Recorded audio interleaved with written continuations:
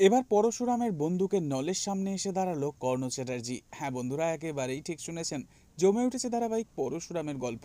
শিবপ্রসাদ হাসপাতালের বেডে শুয়ে থাকা সত্ত্বেও ভেস্তে যায় আচমকাই কর্ণ চ্যাটার্জির সমস্ত প্ল্যান। বেঁচে যায় কর্ণ চ্যাটার্জির হাত থেকে লাট্টু।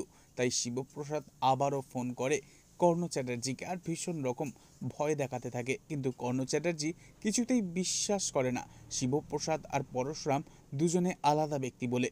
কারণ স্কুলের বাইরে যে লোক গুলি চালিয়েছিল অ্যাম্বুলেন্স থেকে নেমে, তাকে দেখে চিনে গেছে লাট্টুর ক্লাসেরই বন্ধু।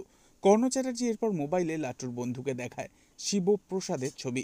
তখন সেই ছোট্ট ছেলেটা বলে ওঠে, এই সেই লোক, আমি চিনতে পেরে গেছি, এই লোকটাই সেদিন স্কুলের বাইরে অ্যাম্বুলেন্স থেকে গুলি চালিয়েছিল।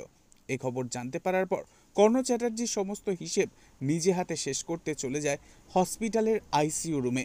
সেখানেই শিবপ্রসাদকে নিজের হাতে গুলি করে মেরে ফেলতে চায় কর্ণ চ্যাটার্জি, কিন্তু তখন প্রাণে বাঁচতে শিবপ্রসাদ নিজেই কর্ণ চ্যাটার্জির বন্দুকটা কেড়ে নিয়ে কর্ণ চ্যাটার্জিকে নিজেকেই দাঁড় করায় তার বন্দুকের নলের সামনে। আর কর্ণ চ্যাটার্জি ভীষণই ভয় পেয়ে যায়। তবে কি এবার শিবপ্রসাদ নিজের আসল পরিচয় সামনে এনে কর্ণ চ্যাটার্জিকে গ্রেপ্তার করবে অন ডিউটি একজন পুলিশ অফিসারকে বন্দুক দেখানোর অজুহাতে? নেক্সট আপডেট নিয়ে ফিরছি খুব শীঘ্রই। ততক্ষণের জন্য সাবস্ক্রাইব করে আমাদের সঙ্গেই থাকবেন। ধন্যবাদ।